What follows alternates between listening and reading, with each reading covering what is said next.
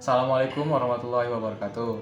Perkenalkan, nama saya Emazal Farisi, Prodi Teknik Geofisika dengan NPM 25041070110015. Kali ini saya mendapatkan tugas untuk mempresentasikan tugas dari praktikum TIK kelas 11 yang berjudul Sesar. Pada presentasi kali ini terdapat 4 poin, yaitu pengertian, struktur, jenis, dan kesimpulannya. Pengertian sesar. Sesar merupakan bidang yang bergerak antara bidang blok batuan lainnya yang mulai dari milimeter hingga kilometer. Lanjut pada struktur sesar. Struktur sesar terdiri dari footwall dan hanging wall. Footwall merupakan blok batuan yang menjadi blok acuan terhadap blok lainnya. Sedangkan hanging wall merupakan blok yang bergerak terhadap blok acuan. Yang kedua ada horst dan graben. Horst merupakan blok batuan yang berada di atas atau terlihat naik ketika terjadinya pergerakan sesar. Sedangkan graben merupakan blok atau area yang di bawah horst. Jenis-jenis sesar. Yang pertama adalah sesar normal atau normal fault. Merupakan pergerakan sesar yang terjadi akibat gerakan lempeng secara divergen atau menjauh satu sama lain, yang membuat pergerakan footwall dan hanging wall terlihat menurun. Di sini kita dapat melihat bahwa footwall bertindak sebagai horst dan hanging wall bertindak sebagai graben, karena hanging wall bergerak secara menurun akibat gerakan yang menjauh satu sama lain.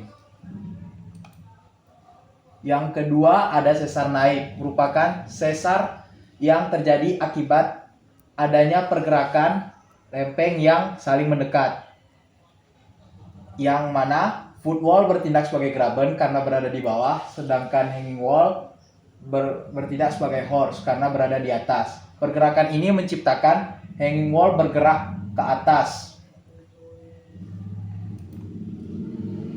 Yang ketiga ada sesar geser. Sesar geser tidak terdapat pergerakan yang secara vertikal, tetapi pergerakannya adalah secara horizontal. Jadi hanging wall dan footwall di sini tidak dapat dipastikan secara langsung karena pergerakannya secara horizontal, termasuk dengan horst dan graben.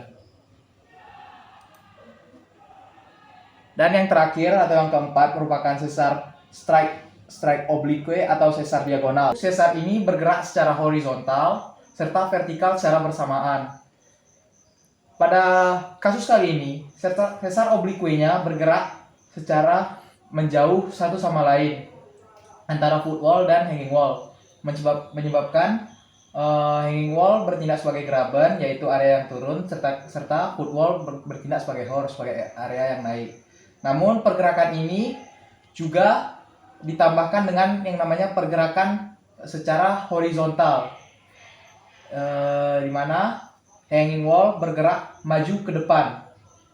Jadi pada sesar yang diperlihatkan kali ini, sesar ini gabungan antara sesar normal dan sesar strike. Sesar-sesar di Aceh banyak sekali.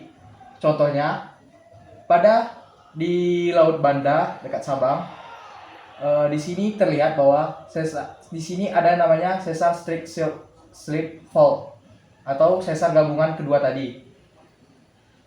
Pada seluruhan wilayah Aceh terdapat banyak sekali sesar-sesar yang disebutkan tadi, baik sesar normal, sesar naik, maupun sesar gabungan antara ketiganya. Kesimpulannya, sesar merupakan bidang rekan yang berpindah antara satu blok terhadap blok lainnya. Yang kedua, footwall merupakan blok batuan yang tidak bergeser atau sebagai blok acuan terhadap Hanging wall. Hanging wall adalah blok batuan yang bergerak terhadap terjadinya perubahan geologi.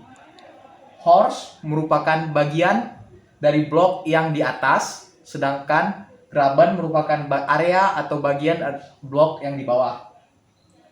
Sesar terbagi menjadi 4, yaitu sesar normal, sesar naik, sesar transform atau sesar geser, dan sesar diagonal. Sekian presentasi dari saya, lebih dan kurang saya mohon maaf. Assalamualaikum warahmatullahi wabarakatuh.